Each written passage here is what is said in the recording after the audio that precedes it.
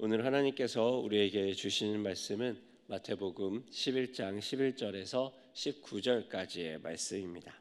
제가 가진 성경책으로 신약 16면에 있습니다.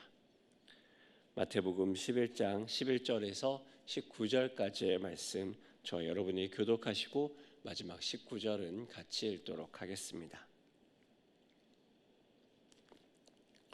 마태복음 11장 11절에서 19절까지의 말씀입니다. 내가 진실로 너희에게 말하노니 여자가 낳은 자 중에 세례 요한보다 큰 이가 일어남이 없도다. 그러나 천국에서는 극히 작은 자라도 그보다 크니라. 세례 요한의 때부터 지금까지 천국은 침노를 당하나니 침노하는 자는 빼앗느니라. 모든 선지자와 율법이 예언한 것은 요한까지니 만일 너희가 즐겨 받을진대 오리라 한 엘리야가 곧 이 사람이니라. 귀 있는 자는 들을지어다. 이 세대를 무엇으로 비유할까? 비유하건대 아이들이 장터에 앉아 제 동물을 불러 이르되 우리가 너희를 향하여 피리를 불어도 너희가 춤추지 않고 우리가 슬피 울어도 너희가 가슴을 치지 아니하였다 함과 같도다. 요한이 와서 먹지도 않고 마시지도 아니하매 그들이 말하기를 귀신이 들렸다 하더니 같이 읽겠습니다. 인자는 와서 먹고 마심에 말하기를 보라 먹기를 탐하고 포도주를 즐기는 사람이요 세리와 죄인의 친구로다 하니 지혜는 그 행한 일로 인하여 옳다함을 얻느니라. 아멘. 아멘. 또 이 새벽 가운데 나오신 여러분들에게 또 하나님 주신 이 말씀으로 은혜 되시길 축복합니다. 외부에서 손님이 오면 제일 어려운 것이 바로 의전인 것 같습니다. 외부 강사가 올 수 있도록 미리 주차 자리도 마련해야 되고 외부 강사의 일정에 따라 그 동선 하나하나를 생각해야 됩니다. 처음에 왜 주차까지 신경 써야 되지라고 생각했다가 한 번은 강사분이 주차하는 강사 자리가 아니라 다른 곳에 주차를 하게 됩니다.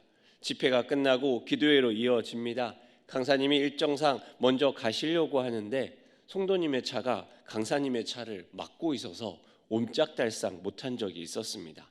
그래서 급하게 성도님이 내려와 차를 빼셔야 강사님이 갈 수 있었던 상황도 보면서 강사님을 위한 자리가 따로 준비되어야 되는구나 라고 몸소 체험했던 경험이 있습니다.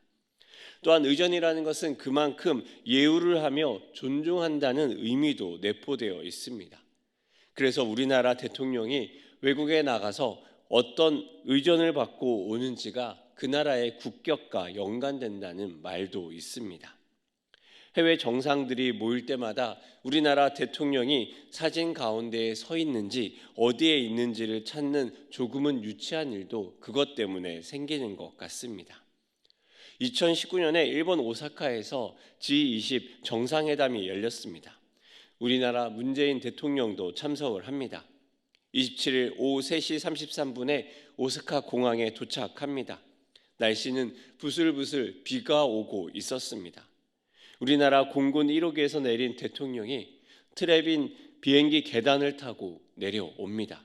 그런데 비가 오고 있어서 어색하게 우산을 들고 내려오게 됩니다. 네티즌들은 이것이 외교상의 결례가 아니냐고 소리쳤었습니다.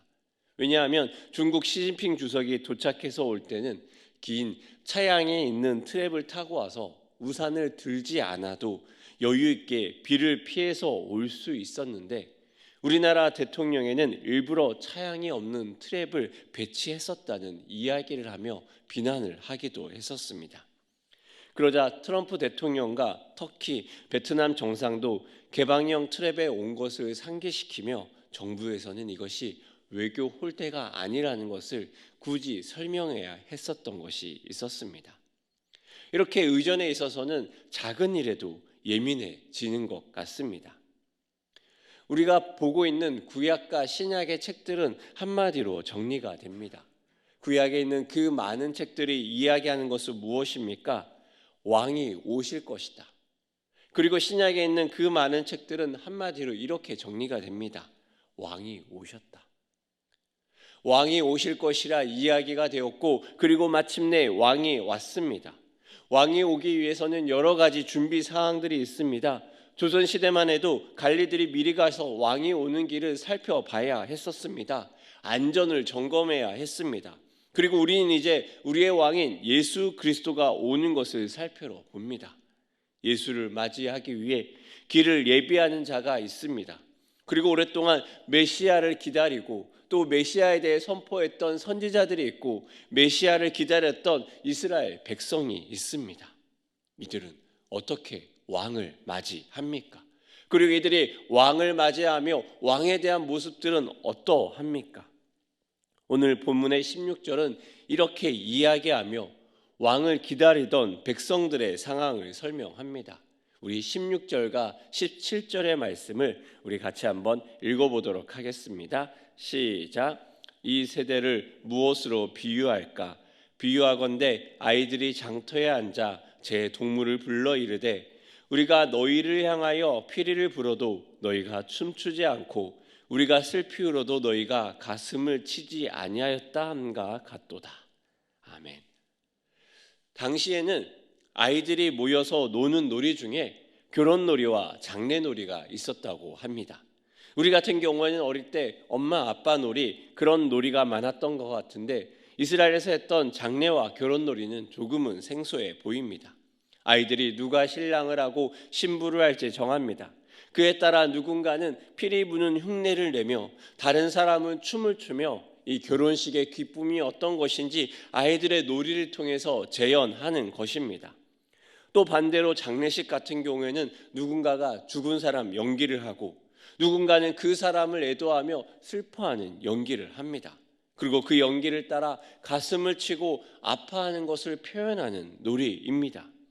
그런데 예수님이 계셨던 이 세대에 문제가 있습니다. 무엇입니까?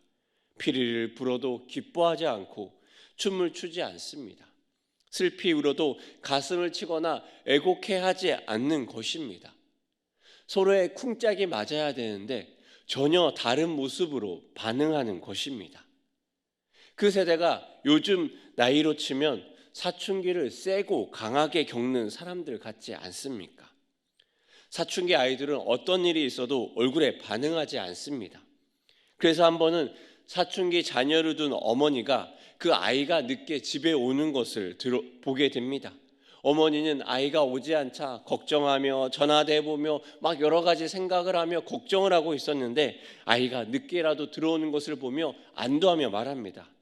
네가 늦게 와서 걱정했다. 다음에 미리 올 때 연락하고 일찍 다니자. 그렇게 어머니는 걱정하는 마음으로 막 아이가 들어오자 이야기를 쏟아냅니다. 그런데 아이는 어머니의 걱정과 잔소리에 어떤 반응도 없습니다. 아이는 그저 귀에 이어폰을 꽂은 채 방에 들어갑니다.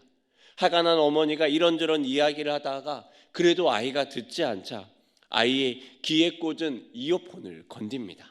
그러자 아이는 분노하며 소리치며 방으로 들어갑니다.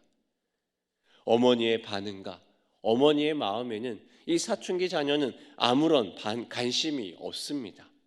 이러한 세대를 한마디로 표현하자면 무엇이겠습니까? 15절과 연결시켜서 바로 귀 없는 자들 아니겠습니까? 그러하기에 청소년 아이들을 담당할 때 제일 곤혹스러웠던 것은 외부 강사나 손님들이 올 때였던 것 같습니다. 청소년 사역에 그래도 잔뼈가 굵은 사람이라면 조금은 걱정을 덜합니다. 하지만 청소년 사역을 잘 겪어보지 않은 분들은 청소년을 보며 불만을 이야기합니다. 아이들이 왜 어른을 봐도 인사를 안 합니까? 어른이 물어보면 대답을 해야 되는 것 같은데 이 아이들이 지금 무시하는 것처럼 느껴집니다. 이렇게 반응할 수 있게 청소년 사역에 경험이 많이 없으신 분들이 손님으로 오게 되면 저는 안절부절했던 기억이 있습니다. 아이들에게 얘기합니다. 제발 인사 좀 해라. 제발 대답과 반응 좀 해라. 문제는 무엇입니까? 이 세대가 어떠한 시대냐는 것입니다. 당시 예수님이 말하고 있는 이 세대는 무엇입니까? 예수님이 이 땅에 온 것을 바로 묵도했던 세대입니다. 그렇게 구약의 많은 선지자와 백성이 말했던 왕이 오실 것이다. 너희의 왕이 오실 것이다. 그렇게 많은 이야기를 듣고 그렇게 기다리고 금식했던 그 세대였던 것입니다. 그런데 드디어 왕이 왔고 예수님과 얼굴을 마주하며 보는 영광스러운 세대입니다. 이것이 얼마나 복된 세대입니까? 누가복음 2장에 시므온이 나옵니다. 의롭고 경건하며 이스라엘의 위로를 기다리는 사람입니다. 그는 아직 제대로 성장도 하지 않은 아기 예수를 바라보며 감격에 젖어 이렇게 이야기했습니다. 주제여, 이제는 말씀하신 대로 종을 평안히 놓아 주시도다. 내 눈이 주의 구원을 보았사오니 이는 만민 앞에 예비하신 것이요 이방을 비추는 빛이요 주의 백성 이스라엘의 영광이니라 하니. 왕이 온다면 이렇게 반응해야 되지 않겠습니까? 왕이 온다면 이렇게 감격을 하며 그 왕을 알아보고 그 왕 앞에 엎드려야 되지 않겠습니까? 공개 방송 같은 곳을 가도 바람잡이 역할을 하는 사람이 있습니다. 방송이 시작되기 전에 관객들에게 웃음을 주며 관객들에게 당부합니다. 소리내서 잘 웃어주시고 제가 이렇게 손짓을 하면 더 여러분은 크게 웃어주십시오. 어쩌면 이 역할을 세례요한이 감당한 역할일 수 있습니다. 그는 주의 오실 길을 예비하였기 때문입니다. 그래서 14절에 세례요한의 역할에 대해 이렇게 확정합니다. 만일 너희가 즐겨 받을진대 오리라 한 엘리야가 곧 이 사람이니라. 그리고 엘리야가 주의 길을 곧게 하고 주의 길을 준비하고 이제 드디어 예언된 왕 예수님이 오십니다. 이 세대는 예수님의 오심에 대해 이렇게 반응합니다. 관심도 없고 오히려 반대로 행동합니다. 세례요한이 금식하고 금욕하자 귀신 들렸다고 말합니다. 예수님이 와서 먹고 마십니다. 사람들은 무엇이라 얘기합니까? 예수님은 말씀하였던 것은 이제 세례요한이 신랑의 혼인잔치가 벌어져서 모두가 기뻐해야 될 때라고 말합니다. 사람들을 불러 모아 함께 즐거워해야 합니다. 그러고 차지한 날 즐거워하는 것이 흉입니까? 잔칫날 즐거워해야 되는 것 아닙니까? 그런데 이 세대 사람들은 그 예수님을 비난하며 말합니다. 먹기를 탐하고 포도주를 즐기는 사람이라. 세례 요한에 대해서도 비난하고 예수님에 대해서도 비난합니다. 이 정도면 거의 악한 마음을 품은 자들 아닙니까? 이 정도면 오실 왕을 준비하는 모든 의전은 거의 망한 것이라 봐도 무방합니다. 실제로 대통령이 왔을 때 이렇게 반응한다면 의전을 준비한 사람은 사직서를 제출해야 할 것입니다. 그런데 이러한 세대에 대해서 예수님은 무엇이라 말합니까? 오늘 본문의 11절은 이렇게 이야기합니다. 11절의 말씀을 같이 한번 읽어보도록 하겠습니다. 11절의 말씀입니다. 시작. 내가 진실로 너희에게 말하노니 여자가 낳은 자 중에 세례 요한보다 큰 이가 일어남이 없도다. 그러나 천국에서는 극히 작은 자라도 그보다 크니라. 아멘. 세례 요한에 대해서 계속해서 소개했던 말은 무엇입니까? 어제 본문 9절에는 선지자보다 더 나은 자라고 얘기했습니다. 10절에는 하나님의 사자다 이렇게까지 이야기합니다. 그리고 오늘 본문에서는 여자가 낳은 자 중에 세례 요한보다 더 큰 이가 없다 이렇게까지 이야기합니다. 세례 요한이 선지자 중에서 가장 위대하다고 일컫는 엘리야와 계속해서 비견되어 말하는 이유이기도 합니다. 그보다 크다. 세례 요한보다 큰 자를 사람이 낳을 수 없다고 이야기를 하는데, 그런데 오늘 말을 잘 들어보십시오. 11절은 어떻게 마무리합니까? 그러나 이제 본론을 얘기합니다. 천국에서는 극히 작은 자라도 그보다 크니라. 천국에서는 극히 작은 자라도 그 세례 요한보다 크다고 얘기합니다. 앞선 이 세대가 어떤 세대라고 말했습니까? 의전으로 준비한 사람들이라면 담당자가 사직서를 낼 만큼 엉망인 세대 아닙니까? 예수님에게 거절하기로 마음 먹고 삐뚤어진 사춘기 아이들이 그러는 것처럼 예수님을 비판하고 부정하는 사람들 아닙니까? 그런데 그런 자들에게 예수님이 이야기합니다. 이들이 세례 요한보다 천국에서 더 크다. 조건이 있습니다. 천국에서 극히 작은 자라도 세례 요한보다 크다. 이 세대가 세례 요한보다 크기 위한 조건이 있습니다. 무엇입니까? 천국에 있는 자입니다. 세례 요한은 사역을 시작하며 말했습니다. 회개하라, 천국이 가까이 왔느니라. 그리고 마태복음 4장 17절은 이렇게 얘기합니다. 이때부터 예수께서 비로소 전파하여 이르시되 회개하라, 천국이 가까이 왔느니라 하시더라. 천국이 가까이 왔습니다. 이 천국은 누구에게 열리는 것입니까? 바로 예수 그리스도입니다. 그 천국에 다가가기 위해 무엇을 준비해야 됩니까? 회개하며 삶을 돌이켜야 합니다. 이 천국은 어떤 특징이 있습니까? 12절은 이렇게 얘기합니다. 세례 요한의 때부터 지금까지 천국은 침노를 당하나니 침노하는 자는 빼앗느니라. 이 12절은 해석하는 학자마다 조금씩 다르게 해석을 합니다. 어떤 학자는 이 부분을 세례 요한의 때부터 예수의 오심으로 시작된 하늘나라는 그 나라를 거부한 자로부터 약탈을 당하고 고난을 당한다, 이렇게 해석하는 학자도 있습니다. 또 다른 학자는 이 부분을 세례 요한의 때부터 하나님 나라는 계속 다가오고 있다, 그리고 애써 힘쓰는 사람이 이 하나님 나라를 차지한다, 해석의 방향에 따라서 긍정적인 부분으로 해석되기도 하고 부정적인 부분으로 해석되기도 합니다. 하지만 저는 이 부분에서 맥락상 연결되는 귀 있는 자가 듣고 회개함으로 다가오는 천국에 들어가는 말로 해석이 되는 것이 타당해 보이기에 두 번째 해석이 더 옳아 보입니다. 그렇다면 지금 천국을 얻는 자, 천국을 경험하는 자, 천국에 들어가는 자는 누구입니까?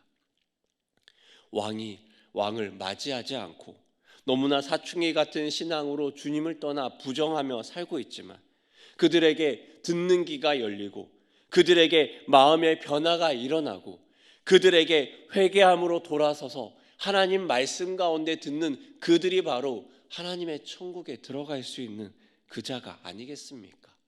그 땅에서는 세리와 창녀들로 사람들에게 멸시를 당하지만 그들이 하나님 말씀을 듣고 돌이킴으로 예수 그리스도 앞에 변화된 삶을 준비하는 그들에게 바로 천국이 예비되어 있지 않겠습니까?